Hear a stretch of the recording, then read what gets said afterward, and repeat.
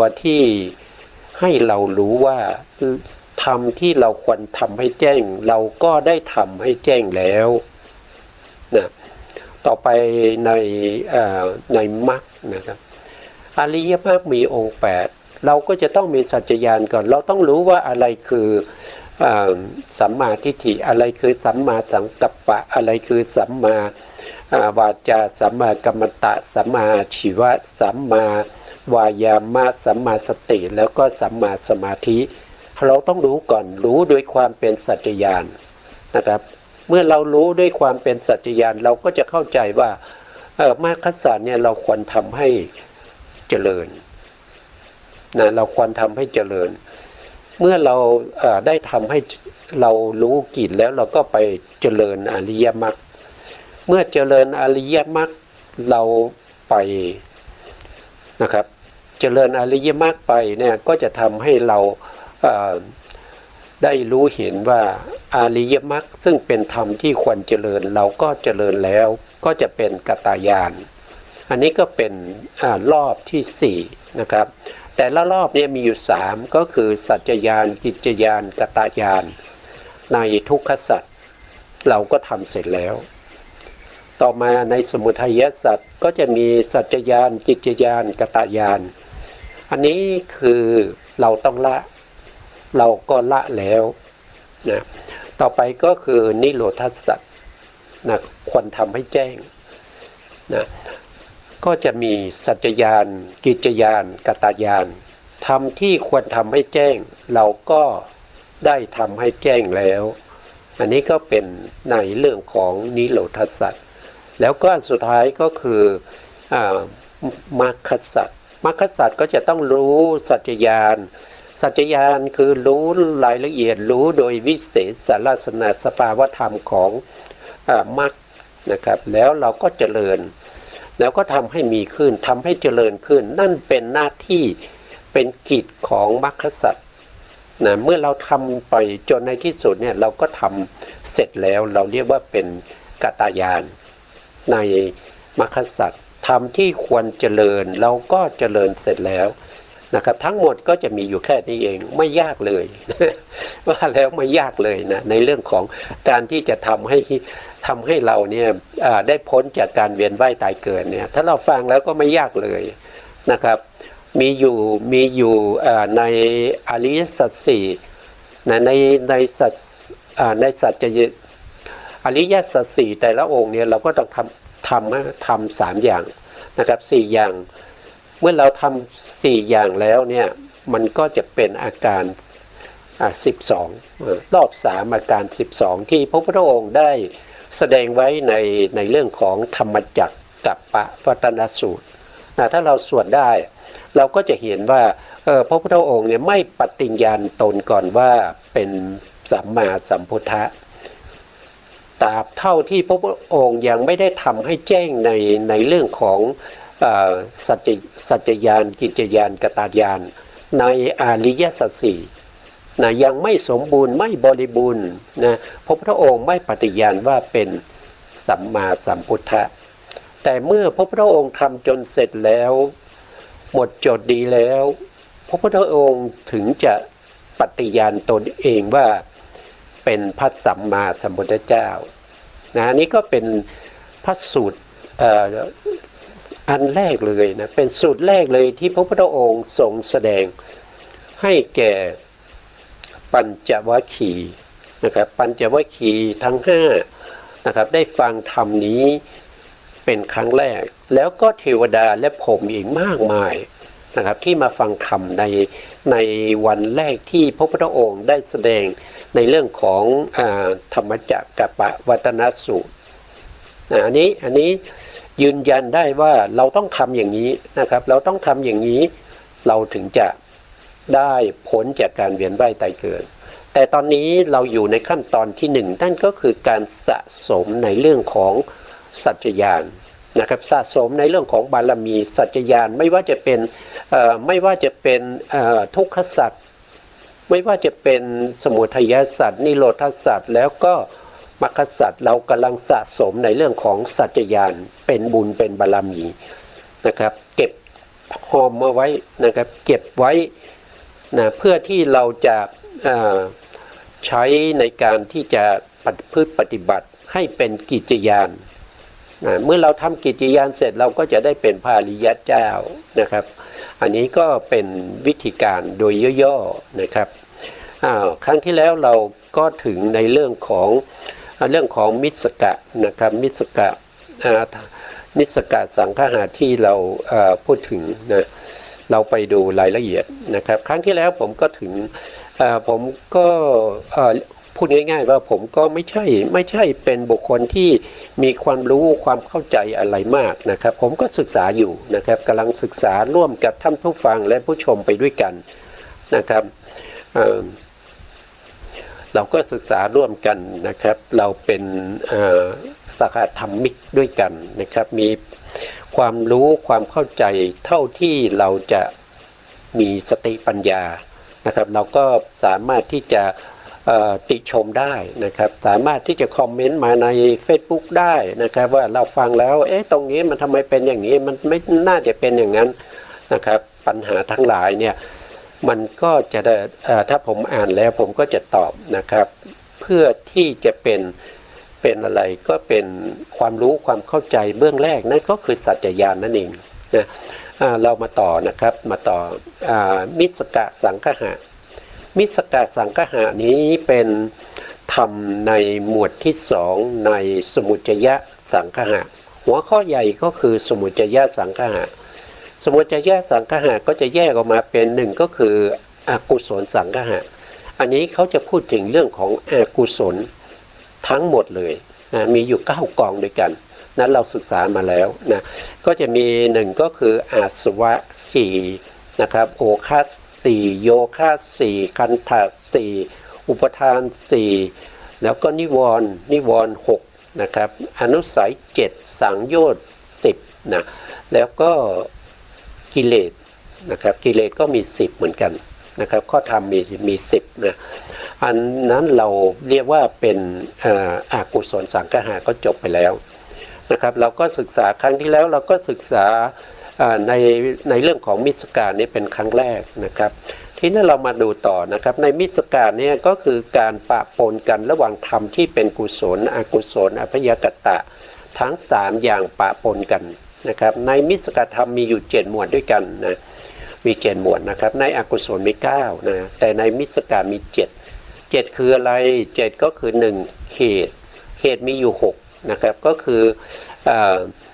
โลภะเหตุโมหะเหตุนะครับแล้วก็โทสะเหตุนะครับเรียงกันก็จะเป็นโลภะเหตุโทสะเหตุโมหะเหตุอันนี้เป็นอกุศลหรือบางครั้งก็เรียกว่าอกุศลเหตุนะแล้วก็จะมีกุศลเหตุนะกุศลเหตุก็จะเป็นอโลภะอโทสะอโมหะอันนี้เป็นกุศลเหตุแล้วก็ยังมีอภยกตาเหตุอภยกตาเหตุก็คือโลภะโทสะโมหะนะครับก็จะมีชื่อเหมือนกันกับกุศลนะครับชื่อเหมือนกันกับกุศลเพราะฉะนั้นในตรงนี้เราก็จะพูดถึงเหตุ6นะครับก็คือพูดตามชื่อแต่ถ้าเราจำแนกลงไปจริงๆก็จะมีเหตุ9ใช่ไหมครับเหตุ9ก็คืออกุศลเหตุ3กุศลเหตุ3แล้วก็อภยกตาเหตุ3นะนี้รายละเอียดเดี๋ยวเราก็ไปคุยกันนะครับในลงรายละเอียดอีกทีจริงๆแล้วเหตุนี้เราเคยศึกษามาแล้วครั้งหนึ่งนะครับในเรื่องของปกิณกะสังฆะนะครับในเรื่องของนามติปัญญาสัตว์ก็คือสภาวธรรมที่เป็นนามธรรม53นั่นเองเราเคยศึกษามาครั้งหนึ่งนะครับนะต่อไปในข้อที่2นะครับก็คือฌานังคะก็คือพูดถึงในเรื่องขององค์ฌานนะครับองค์ฌานที่เราศึกษากันอยู่เนี่ยเราก็จะเห็นได้ว่าองค์ฌานนี้ก็จะมีอยู่5อย่างนะครับแต่ในที่นี้มีอยู่ถึง7อย่างด้วยกันนะครับ7อย่างเรื่องของฌานังคะนะครับฌานังคะนะฌานังคะเนี่ยก็มี ในที่นี้ก็จะมีตัววิตกนะวิตกเจตสิกก็เป็นองค์ฌานองค์หนึ่งนะครับวิตกเจตสิกนี้จะมีเฉพาะในปฐมฌานนะมีเฉพาะในปฐมฌานถ้าขึ้นชั้นสองนี้วิตกก็จะถูกละไปนะครับองค์ที่สองได้แก่วิจารณ์นะครับวิจารณ์นี้จะมีในชั้นหนึ่งกับชั้นสองนะว่าโดยในเห็นภาพพิธรรมนะพอขึ้นชั้นสามนี่ก็ต้องละวิจารณ์นะครับละวิจารณ์องค์ฌานเหล่านี้ก็จะละไปทีละระดับถ้าไม่ละองค์ฌานก็ไม่สามารถที่จะขึ้นฌานที่สูงขึ้นไปได้อย่างเช่นปฐมฌานนี่มีองค์ฌานห้ามีองค์ฌานห้าก็จะมีวิตก วิจารณ์นะครับวิตกวิจารณ์ปิติสุขเอกคตานะครับพอขึ้นชั้นสองก็ละวิตกไปนะขึ้นชั้นสามก็ละวิจารณ์นะครับถ้าขึ้นชั้นสี่ก็ละปิตินะครับขึ้นชั้นห้าก็ต้องละสุขนะครับต้องละสุขเหลือแต่เอกคตานะครับเหลือเอกคตาแล้วก็อุเบกขานะครับ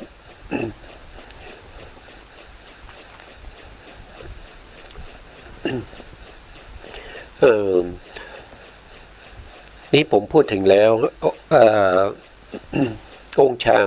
านห้าใช่ไหมครับมีวิตกวิจารปิติ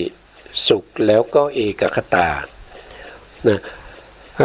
ตรงนี้เนี่ยเขาจะเอาสุขเนี่ยออกมาเป็นแยกออกมาเป็นสมนัตนะแยกออกมาเป็นสมนัตแล้วก็โทมนัสนะครับก็คือเวทนาเหมือนกันนั่นแหละนะครับ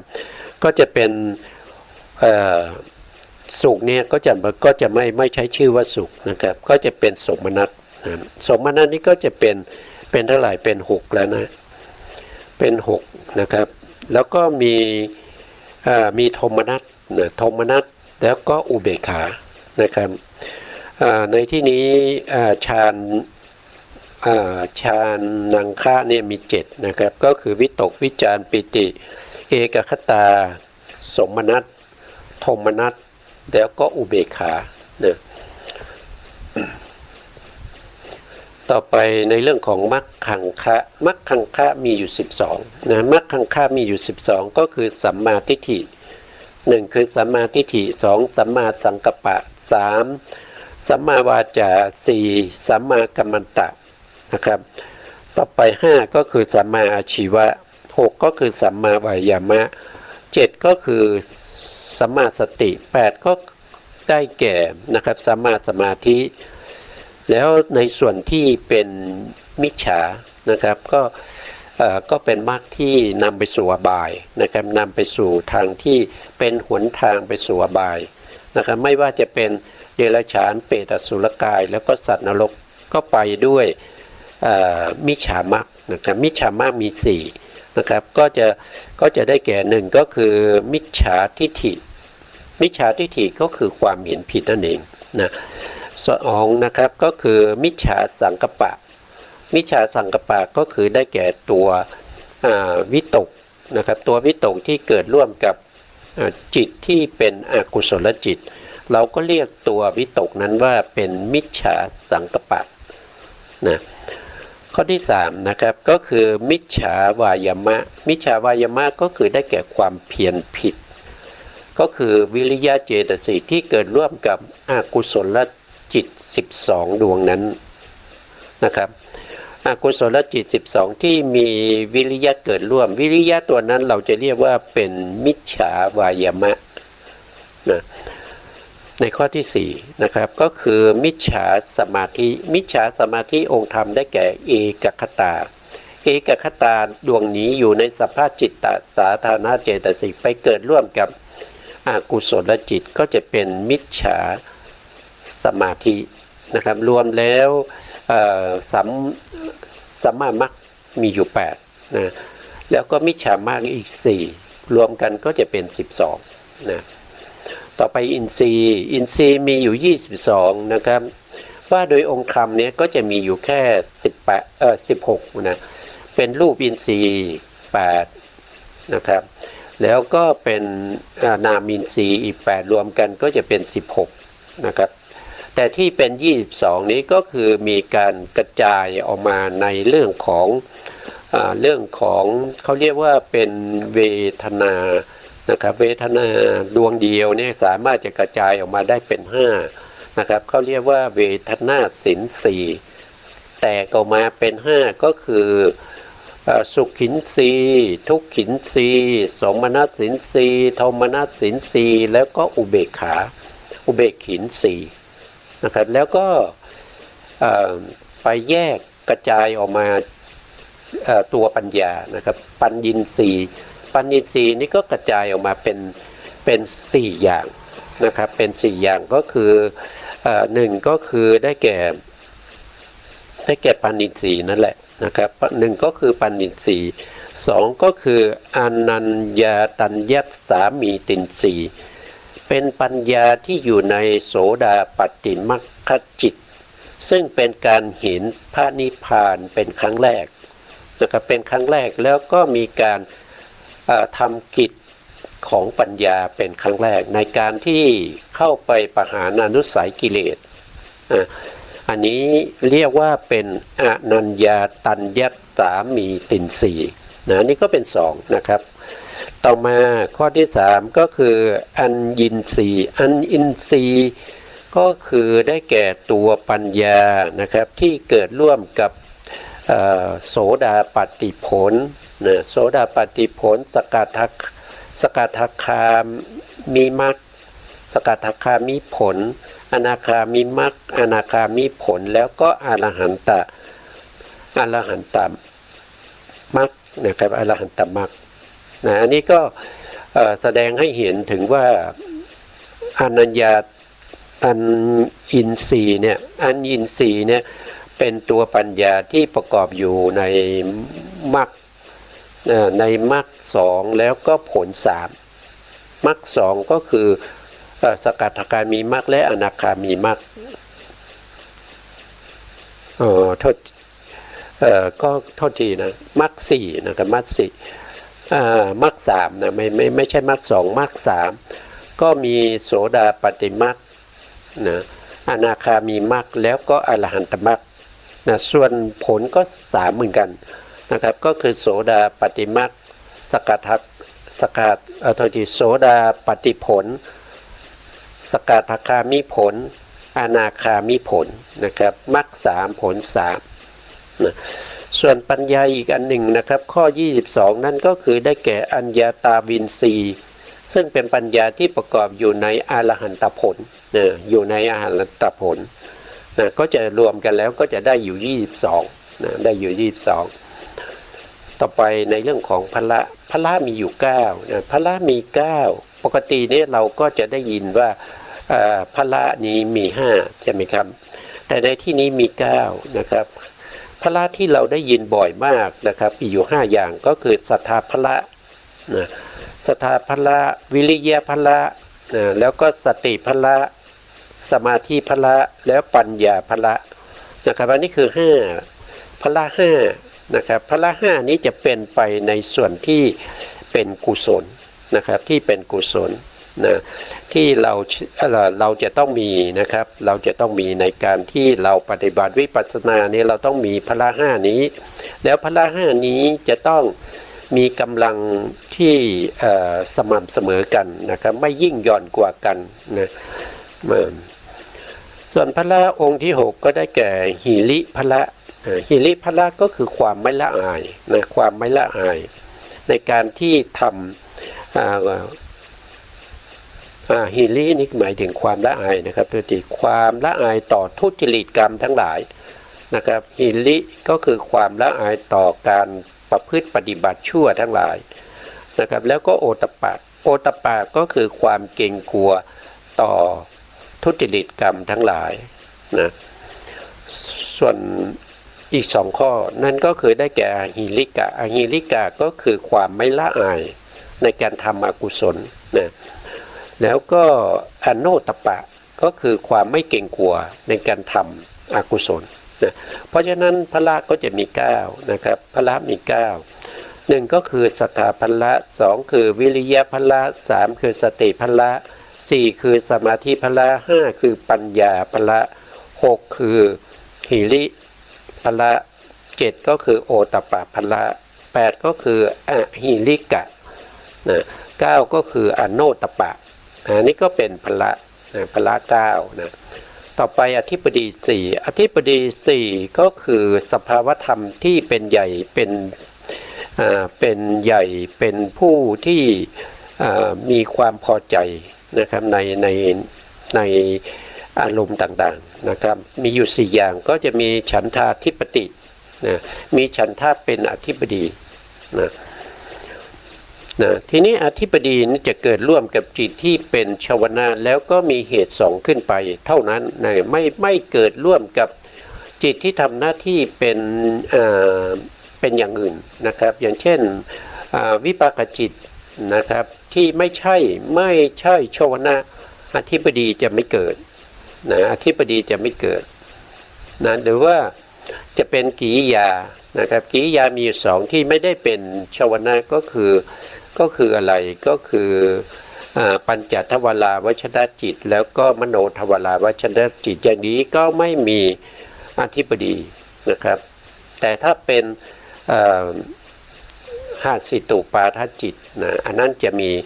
อันนั้นก็ไม่มีเหตุนะไม่มีเหตุก็จะไม่มีอธิบดีเหมือนกันนะครับอธิบดีจะเกิดกับจิตที่ทำหน้าที่ชวนะแล้วก็จะต้องมีอย่างน้อยต้องมีเหตุ2นะองค์ที่2ในอธิบดีก็จะเรียกว่าวิริยาธิปตินะวิริยาธิปติก็คือได้แก่วิริยะเจตสิกที่เกิดในชวนาจิตที่มีเหตุ2ขึ้นไปนะเรียกว่าเป็นวิริยาธิปตินะต่อไปจิตตาธิปติจิตตาธิปติก็เช่นเดียวกันนะครับจิตตาธิปติจะต้องมีเหตุ2แล้วก็ต้องทำหน้าที่เป็นชวนะด้วยนะครับชวนะนะ4ก็คือได้แก่วิมังสาธิปติวิมังสาธิปติก็ได้แก่ตัวปัญญาที่เกิดในชวนะจิตที่มีเหตุ2ขึ้นไปนะครับก็สามารถที่จะเป็นวิมังสาธิปติได้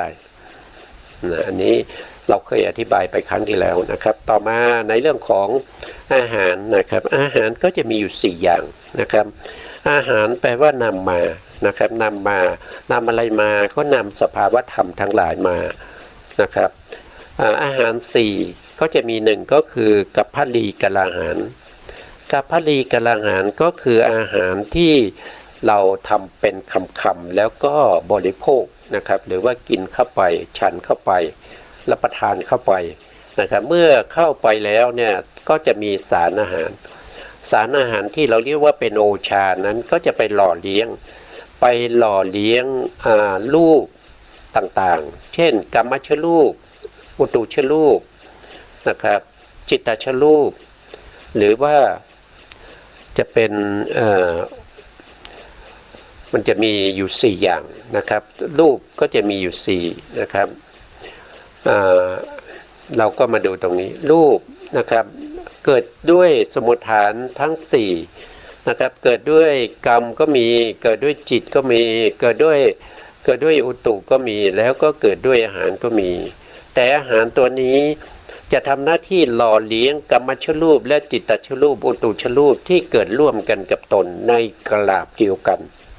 แต่อาหารตัวนี้ที่จะทำหน้าที่ได้จะต้องได้การอุดหนุนจากอาหารภายนอกนะครับที่เราเรียกว่าเป็นกัปพลีกลาหาร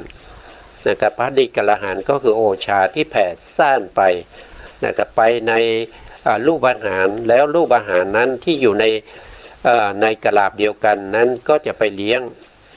กัมมัชรูปอุตุชรูปนะครับแล้วก็จิตตชรูปอีกทีหนึ่งนี่เป็นกัปพลีกลาหารนำมาซึ่งอะไรนำมาซึ่งรูปอาหารทั้งหลายนะครับอันนี้เป็นข้อที่1ในเรื่องของอาหารนะครับต่อไปอาหารที่2นะอาหารที่2เนี่ยเราจะเรียกว่าเป็นผัสสะอาหารผัสสะอาหารเนี่ยเป็นนามเป็นอาหารที่เป็นนามนะครับไม่ใช่รูปนะเมื่อกี้เป็นรูปเรียกว่ากัปพลีกลาหารต้องทานแล้วต้องกินต้องฉันเป็นคำๆแล้วก็ย่อยแล้วก็จะมีสารอาหารนั้นก็จะเรียกว่าเป็นรูปอาหาร นะครับที่ไปหล่อเลี้ยงกรรมชรูปปุถุชรูปอาหารจิตตชรูปเหล่านั้นนะครับทีนี้ในข้อที่สองที่เรียกว่าผัสสะอาหารเนี่ยผัสสะอาหารเนี่ยก็คือนามอาหารนามอาหารก็คือได้แก่ตัวผัสสะเจตสิกดวงนี้เจตสิกที่เป็นผัสสะเจตสิกดวงนี้เป็นอาหารด้วยนำอะไรมานะครับนำมาซึ่งเวทนาผัสสะนี้เขานำเวทนามาถ้าไม่มีการกระทบอารมณ์เนี่ยเวทนาจะไม่เกิดนะเมื่อผัสสะกระทบกับอารมณ์ไม่ว่าจะเป็นรูปารมณ์นะรูปารมณ์สัทธารมณ์คันธารมณ์รสารมณ์โพธพารมณ์หรือว่าธรรมารมณ์ก็ตามนะที่เขากระทบเนี่ยเขาจะนำมาซึ่งเวทนานะครับนำมาซึ่งเวทนาทำให้เกิดเป็นเวทนาที่เป็นสุขก็มีทำให้เวทนาที่เป็นทุกข์ก็มีเป็นสมนัตก็มีเป็นโทมนัสก็มีแล้วก็เป็นอุเบกขาก็มีมาจากไหนก็คือมาจากผัสสะผัสสะเป็นอาหารซึ่งเรียกว่าเป็นนามอาหารนะครับอันนี้เป็นอาหารอันที่สองนะครับอาหารอันที่สามเนี่ยเราจะเรียกว่ามโนสัญเจตนาอาหารมโนสัญเจตนาอาหารองค์ธรรมได้แก่ตัวเจตนาเจตสิกดวงนี้เจตนาเจตสิกดวงนี้เป็นอาหารนะครับไปหล่อเลี้ยงอะไรก็ไปหล่อเลี้ยงสัมปยุตธรรมนะครับเจตนาก็คือตัวเจตนาก็คือเป็นตัวสังขารสังขารคือการปรุงแต่งอะไรปรุงแต่งสภาวธรรมของจิตและก็เจตสิกนะครับไปในทิศทางเดียวกันนะครับเจตนาก็คือกระตุ้นเตือนสัมปยุตธรรมทั้งหลายให้ทำหน้าที่ของใครของมันใครมีหน้าที่อะไรก็ทำไปนะครับนำมาซึ่งอะไรนะครับนำมาซึ่งสัมปยุตธรรมที่ตัวเองประกอบนะให้ชักชวนให้เขาทำหน้าที่ของเขาให้บริบูรณ์สมบูรณ์นะนี่คือตัวเจตนาเรียกว่ามโนสัญเจตนาอาหารนะครับแล้วเหลือข้อที่สี่นะข้อที่สี่เราก็จะเรียกว่าเป็นวิญญาณอาหารนะวิญญาณอาหารก็คือได้แก่จิตทั้งหมดเลยนะครับจิตทั้งหมดไม่ว่าจะว่าโดยย่อ89หรือ121นะครับเหล่านี้เราเรียกว่าเป็นวิญญาณอาหารนะครับวิญญาณอาหารพวกนี้เป็นวิญญาณอาหารนะครับวิญญาณอาหารเนี่ยก็เป็นธรรมชาติที่เป็นผู้นำมาซึ่ง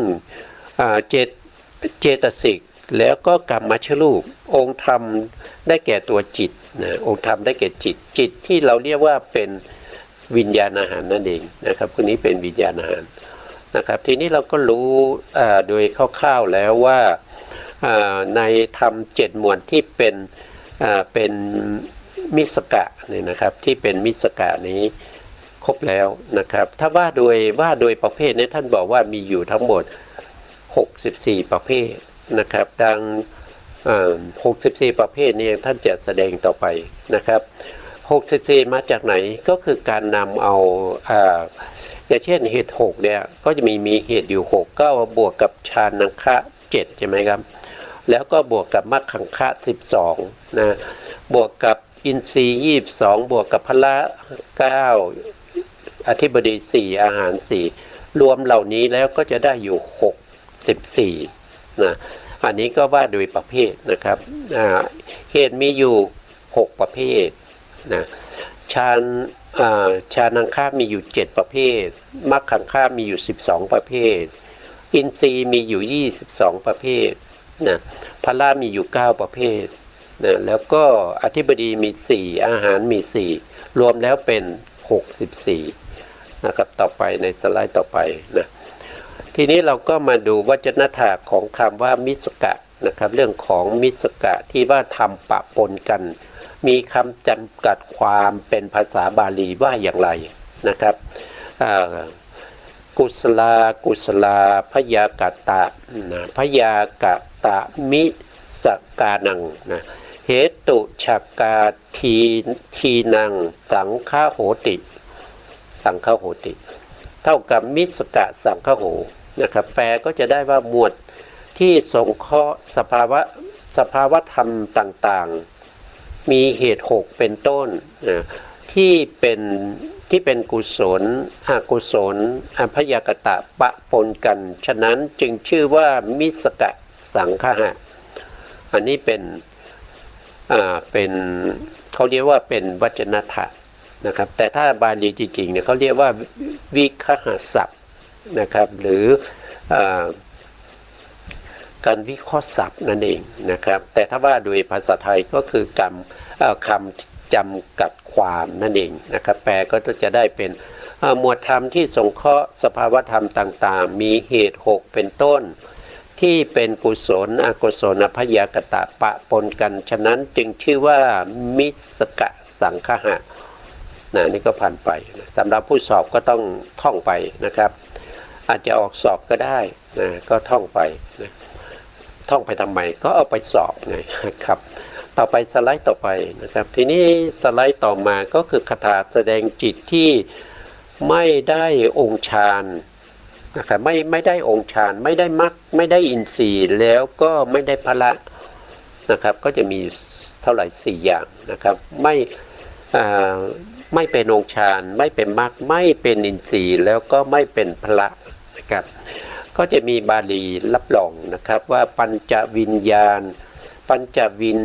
วิญญาเนสุนะชานังคานิอเหตุเกสุมัคคังคานินะละพันติตัฏฐาอาวิลิเยสุเอกคตาอินทะลิยะภะละภาวังนะคัจฉติวิจิกิจฉาจิตเตปานะมัคคะภาวังปินะถ้าแปลเป็นภาษาไทยก็จะได้ในทวิปัญจวิญญาณจิต10นะตรงนี้ปัญจวิญญาณเนสุนะครับปัญจเนี่ยก็คือหมายถึงว่ามีอยู่5คู่นะครับที่ชื่อว่าที่ชื่อเป็นวิญญาณจิตนะก็คือทวิปัญจวิญญาณจิตนั่นเองนะ5คู่ก็เป็น10นั่นเองนะครับย่อมไม่ได้ทวิปัญจวิญญาณเนี่ยไม่ได้องค์ฌานนะครับอยู่ตรงไหนนะ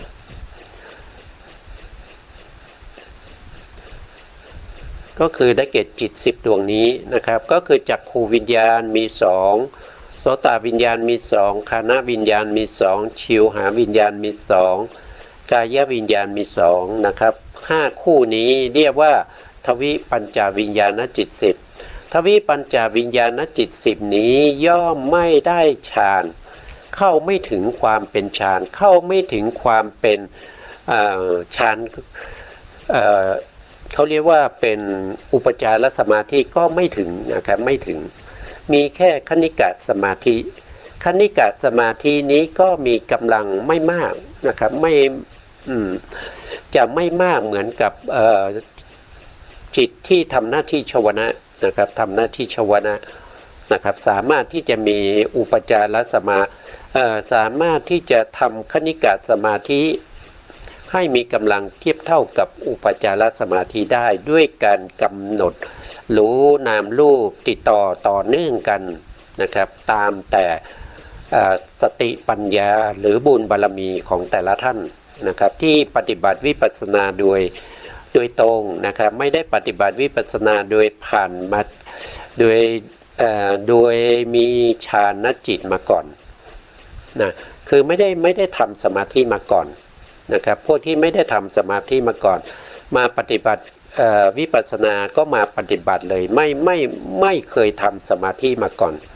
นะครับบุคคลเหล่านี้จะต้องใช้คณิกะสมาธินะครับที่มีมากนะครับจนมีกำลังไปเทียบเท่ากับอุปจารสมาธิก็จะเห็นรูปนามได้นะครับก็จะเห็นรูปนามตามความเป็นจริงได้นะแต่ทวิปัญจวิญญาณจิต10เนี่ยเขาเป็นจิตที่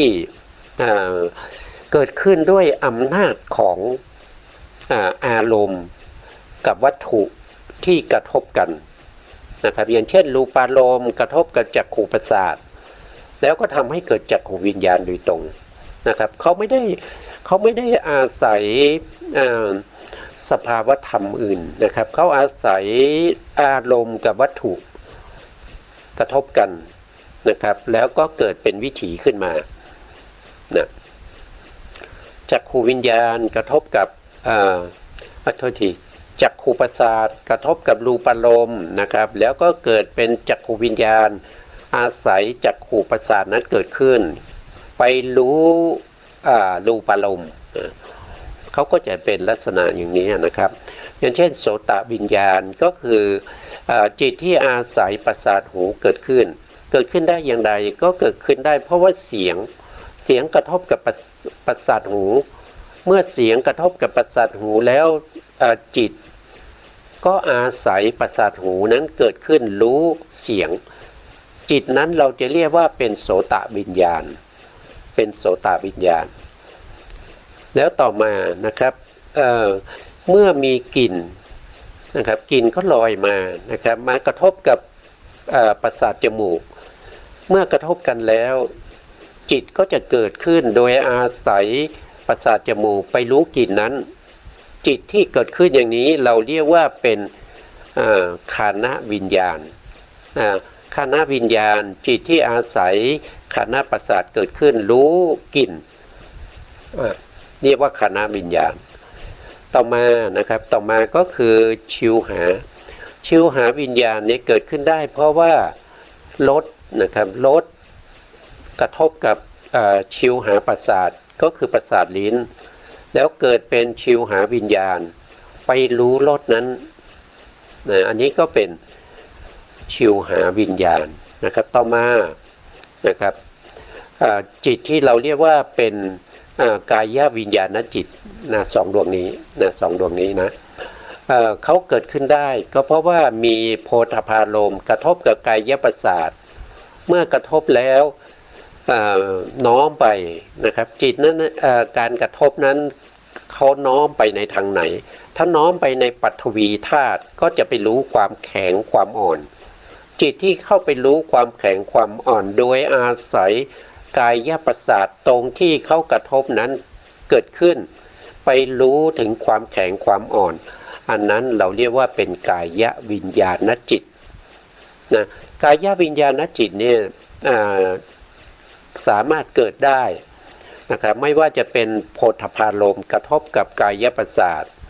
หรือว่าเป็นเตโชโพธพารมณ์กระทบกับกายประสาทหรือว่าเป็นวายโยโพธพารมณ์กระทบกับกายประสาทก็จะเกิดเป็นกายวิญญาณจิตกายวิญญาณจิตก็จะน้อมไปในทางที่เป็นอารมณ์ทั้งสามนะครับ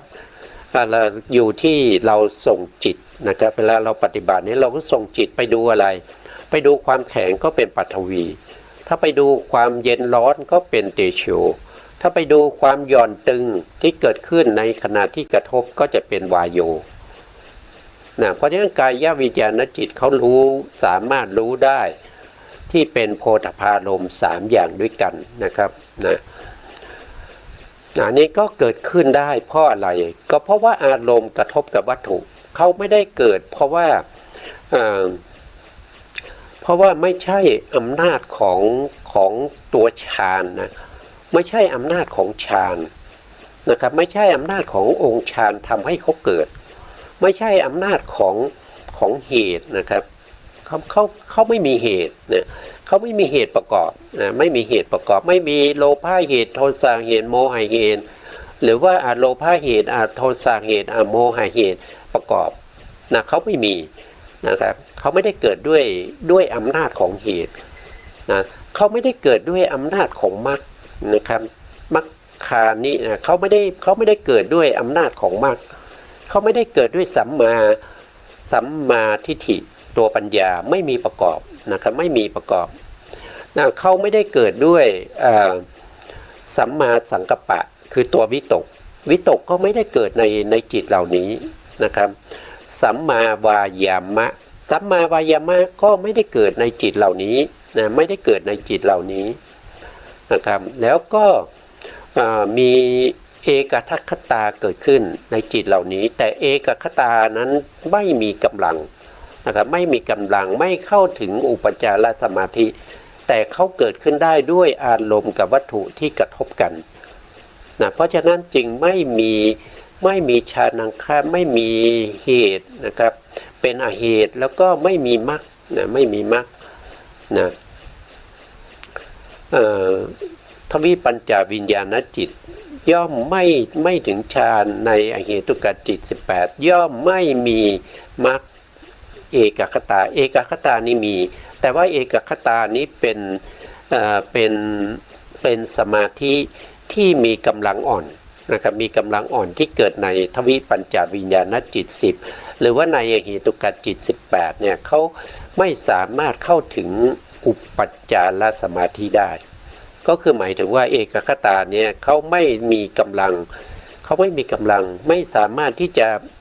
ทำให้มีกำลังเทียบเท่าอุปัจจารสมาธิถึงจะปฏิบัติยังไงก็ตามโดยธรรมชาติเขาจะไม่มีกำลังเขามีแค่สมาธินิดๆหน่อยๆนะครับแล้วเขาไม่ได้มีสมาธินี้ก็ไม่ได้เป็นผลให้เกิดสภาวธรรมอื่นนะครับในทวิปัญจวิญญาณจิต10นะครับหรือในอเหตุกจิต18นะที่ในวิริยะ16นะวิริยะ16นี้ก็คือได้แก่วิริยะ16ได้แก่จิตอยู่16ดวงนะ16ดวงนั้นก็คือได้แก่สีเขียวทั้งหมดนี้นะครับสีเขียวทั้งหมดนี้ก็คือแถวที่1เนี่ยเราเรียกว่าเป็นอกุศลวิปากจิต7นะแถวที่2ก็เรียกว่าอเหตุกกุศลวิปากจิต8รวมกันก็จะได้เท่าไหร่7ก็ได้15นะครับ7กับ8ก็เป็น15นะแล้วก็ปัญจทวาราวชนะจิตอีก1นะครับจิตเหล่านี้เราเรียกว่าเป็นจิตที่เป็นอวิริยะจิตมีอยู่16ดวงก็คือเป็นจิตที่ไม่มีวิริยะประกอบนะครับเมื่อวิริยะไม่ประกอบเนี่ยเขาจะไม่ได้สมาธิเขาจะไม่มีกำลังนะครับเพราะว่าวิริยะนี่เป็นตัวหนึ่งที่หนุนให้เกิดสมาธิแต่เขาไม่มีสมาธิเพราะฉะนั้นถึงจะมีเอกคตาก็จริงเขาจะไม่เข้าถึงความเป็นสมาธิได้เขาไม่สามารถเข้าถึงความเป็นฌานได้ฌานในที่นี้หมายถึงเพ่งอารมณ์นะครับเพ่งอารมณ์เขาไม่สามารถเพ่งได้นะครับเขาไม่สามารถเพ่งอารมณ์ได้นะต่อไปนะครับย่อมไม่ถึงสมาธิสีย่อมไม่ถึงสมาธิสีนี่ก็สมาธินั่นเองนะครับเมื่อเป็นอินทรีย์ก็เรียกว่าเป็นสมาธิสีนะและสมาธิพละนะครับสมาธิพละก็เหมือนกันเมื่อเข้าถึงเขาไม่สามารถเข้าถึงสมาธิได้ก็ไม่สามารถที่จะเป็นสมาธิสีไม่สามารถเป็นสมาธิพละนะครับเป็นแต่เอกคตาเจตสิกเอกคตาเจตสิกก็มีกำลังนิดหน่อยนะครับเป็นครั้งนิดๆนะไม่สามารถที่จะพัฒนาให้มีกำลังเทียบเท่าอุปัจจารสมาธิได้นะที่ในวิจิกิจฉาสัมปยุตตจิตนะแล้วก็มีวิจิกิจฉาสัมปยุตตจิตย่อมไม่เข้าถึงมิจฉาสมาธิสมาธิสี่แล้วก็สมาธิพละนะครับเขาตรงนี้แสดงถึงวิจิกิจฉาอีก1ดวงนะครับทีนี้วิจิกิจฉาเนี่ยคือจิตดวงไหนก็คือจิตดวงนี้นะครับจิตดวงนี้ไม่สามารถที่จะมีมิจฉาสมาธินะแล้วก็สมาธิที่เป็นอินทรีย์แล้วก็เป็นพละนะครับเป็นพละด้วย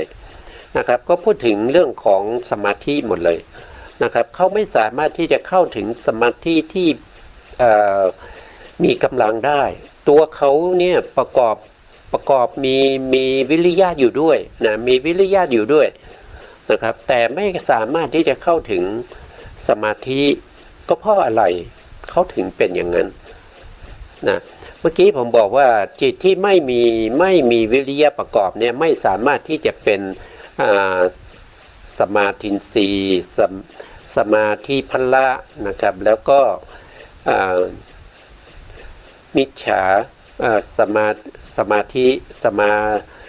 สีสมาธิพละ นะครับแล้วก็ไม่สามารถที่จะเข้าถึงอุปจารสมาธิได้แต่ตรงนี้เขามีวิริยะนะเขามีวิริยะแต่ก็ไม่สามารถที่จะเป็นสมาธิได้เอกคตาอยู่ที่ประกอบอยู่ในนี้นะประกอบอยู่ในวิจิกิจฉาเนี่ยไม่สามารถที่จะเป็นสมาธิได้เพราะอะไรก็เพราะว่าวิจิกิจฉาเนี่ยเขาไม่ได้ประกอบกับไม่ได้ประกอบกับอาทิโมกข์นะครับไม่ประกอบอาทิโมกข์เนี่ยเขาไม่ประกอบนะอาทิโมกข์เนี่ยไม่ประกอบอยู่ในวิจิกิจฉาเพราะอาทิโมกข์นี้เป็นตัวที่เขาเรียกว่าเป็นตัวที่ตัดสินอารมณ์ธรรมชาติที่ตัดสินอารมณ์นะครับมันเมื่อเราตัดสินอารมณ์แล้วเราจะไม่สงสัยเราตัดสินว่ายังไงเราก็จะมุ่งหน้าไปสู่ทางนั้นใช่ไหมครับแต่วิจิกิจฉาเนี่ยเป็นการลังเลสงสัยเมื่อสงสัยจึงไม่ตัดสินว่าอย่างนี้ถูกอย่างนี้ผิดหรือว่าไปทางนี้ดีไปทางนี้ดีเขาสงสัยเขาไม่ตัดสินใจเพราะฉะนั้นอธิโมกข์ไม่ประกอบเมื่ออธิโมกข์ไม่ประกอบเนี่ยเขาจึงไม่ได้สมาธินะครับเพราะว่าจิตเขาไม่สงบเขายังไม่รู้เลยว่าเขาจะไปทางไหนนะเพราะเขายังสงสัยอยู่นะครับเดินมาถึงทางสามแพร่งนะครับเขาก็ไม่รู้ว่าเขาจะไปทางไหนนะเพราะว่าเขาไม่มีอาทิโมกข์เจตสิกประกอบจึงทำให้เขาเนี่ยไม่สามารถจะตัดสินอารมณ์ได้เพราะฉะนั้นจึงไม่สามารถที่เข้าถึงสมาธินะครับเข้าถึงสมาธิที่เป็นอินทรีย์หรือว่าสมาธิที่เป็นพละนะครับหรือว่าจะเป็นสมาธิที่เป็นมิจฉาสมาธิเพราะว่าเขาเป็นอกุศลถ้ามีสมาธิก็จะเป็นมิจฉาสมาธิเหมือนกับโลภะมูลจิต8โทสะมูลจิต2แล้วก็อุทธัจจะสัมปยุตนะครับพวกนี้มีสมาธินะสมาธินี้ก็คือหมายถึงคณิกะสมาธิที่พัฒนาให้มีกำลังมากขึ้นได้แต่วิจิกิจฉาเนี่ยพัฒนาไม่ได้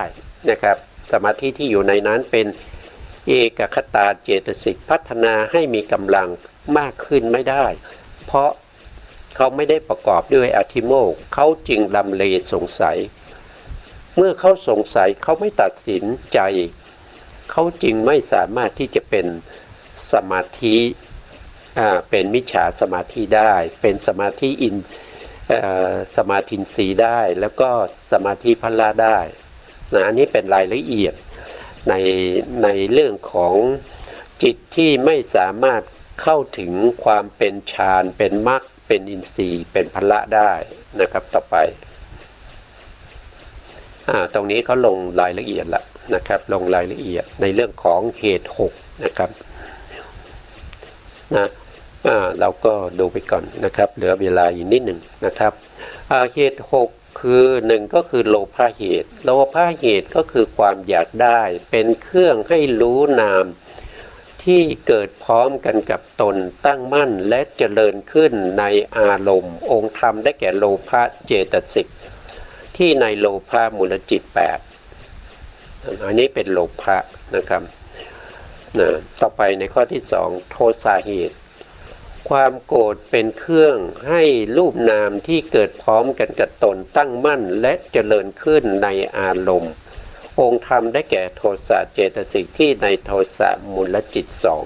2ต่อไปข้อที่3นะโมหะเหตุความหลงเป็นเครื่องให้รูปนามที่เกิดพร้อมกันกับตนตั้งมั่นและเจริญขึ้นในอารมณ์องค์ธรรมได้แก่โมหะเจตสิกที่ในอกุศลจิต12ต่อไปในข้อที่4นะครับโลภะเหตุความไม่ติดใจในกามคุณอารมณ์เป็นเครื่องให้รูปนามที่เกิดพร้อมกันกับตนตั้งมั่นและเจริญขึ้นในอารมณ์องค์ธรรมได้แก่เลยโลภะเจตสิกที่ในโสภณจิต58หรือ91นะโสภณจิตก็คือจิตที่สวยงามนะครับโสภณจิตก็คือจิตที่ไม่สวยงามนะโสภณจิตก็ได้แก่กุศลจิต12แล้วก็เหตุกจิต18รวมแล้วมี13นะครับวันนี้เวลาเราหมดนะครับก็ต้องไว้แค่นี้นะครับเรื่องของการอธิบายเราก็จะมาคุยกันในโอกาสต่อไปนะครับ นะสุดท้ายนี้นะครับก็ขอบพระคุณพระครูสมุทรวิสุวัตรวรกิจโจผู้อำนวยการสถานีวิทยุเพื่อการศึกษาพระพุทธศาสนาและวัฒนธรรมขึ้น FM 104.5 เมกะเฮิรตซ์วัดฝายหินจังหวัดเชียงใหม่และขอบพระคุณพระครูปริยัติยานุศาสตร์ขอบคุณท่านผู้ฟังและผู้ชมทุกท่านที่ติดตามในรายการพระไตรปิฎกลอยฟ้าในเนื้อหาของพระอภิธรรมครับวันนี้เวลาหมดลาไปก่อนครับสวัสดีครับ